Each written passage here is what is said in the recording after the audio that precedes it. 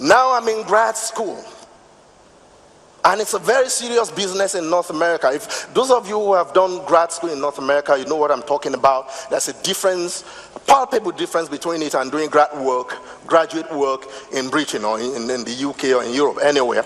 Because in the North American system, you have a whole bunch of seminars and coursework and comprehensives. It's a whole bunch of issues. So it meant deadline, it meant an endless submission of papers and articles and all that to your professors. In Ibadan, while doing my master's, it was always possible to arrive late for a seminar in UI and had a perfectly legitimate excuse rationalized and enabled by Nigeria and her system. Prof, you know what? Did you see the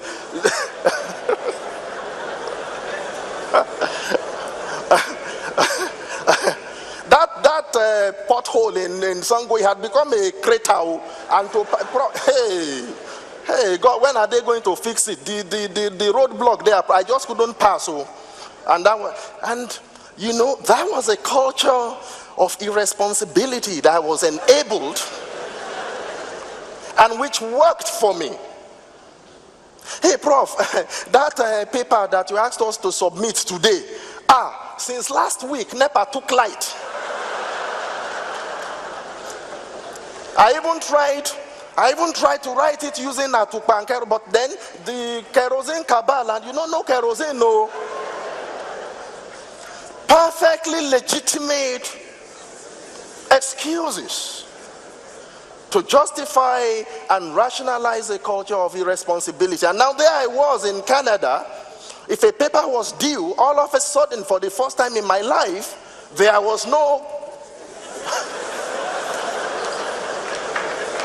I couldn't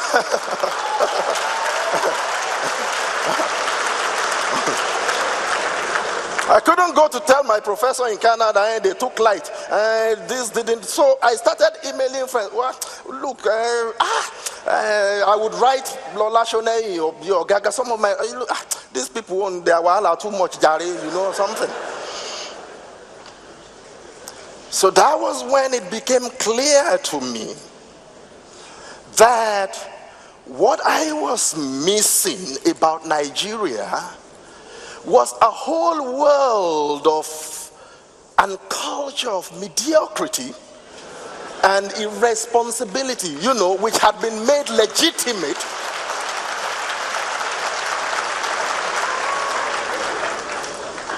by the system.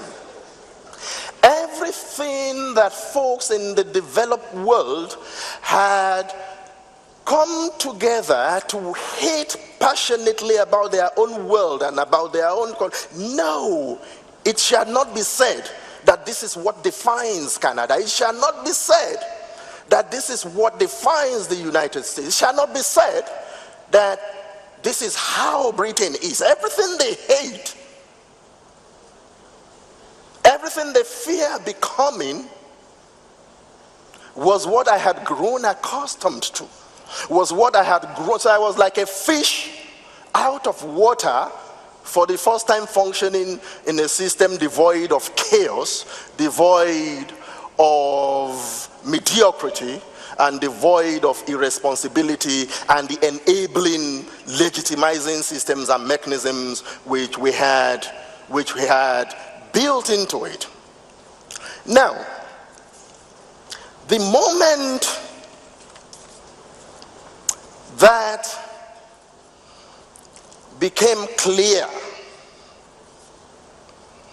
really clear to me, was when I then subsequently moved out of, because I started out in literary studies, you know, literature, and subsequently my horizons broadened as I started a career, you know, an academic career, moved on to cultural studies, moved on to sociology, and moved on to the history of nations, you know, the becoming of nations, the philosophy of nations, how nations are built.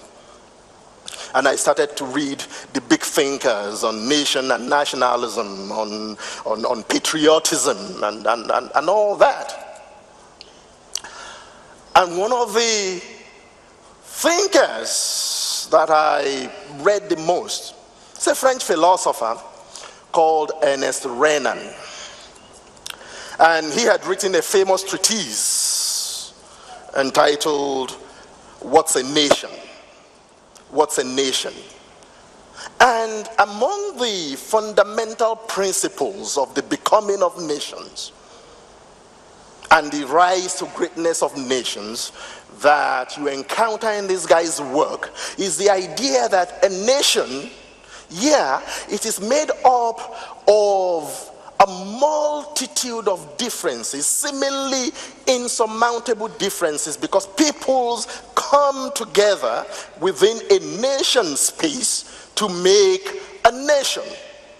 So a nation emerges, he says, from what they have agreed to collectively remember and what they have agreed to collectively forget.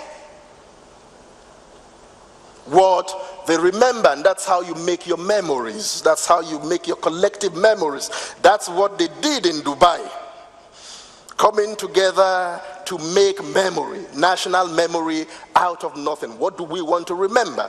But if you look at the forgetting side of things, if you look deeply into it, you discover that a lot of the things that nations, great nations, decide to forget about themselves are things that they overcame unbelievable differences to hate because they do not want to become that.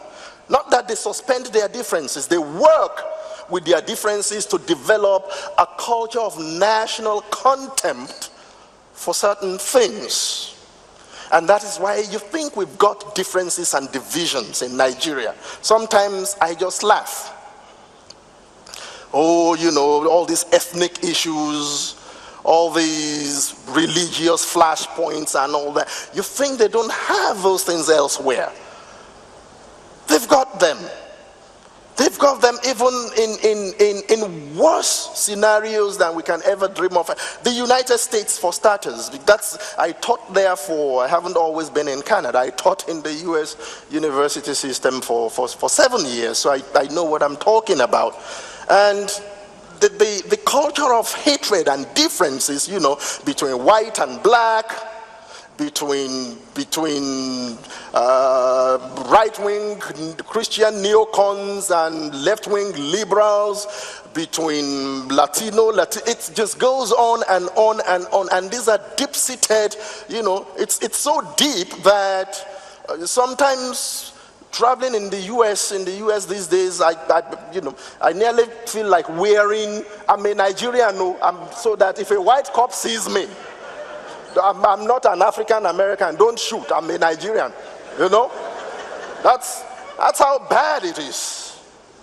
We don't go about shooting each other in this country because we vent our ethnic differences, we vent our, you know, we have all kinds of pathologies and all that, but it hasn't got to the point of a policeman with, that's an Igbo man, boom.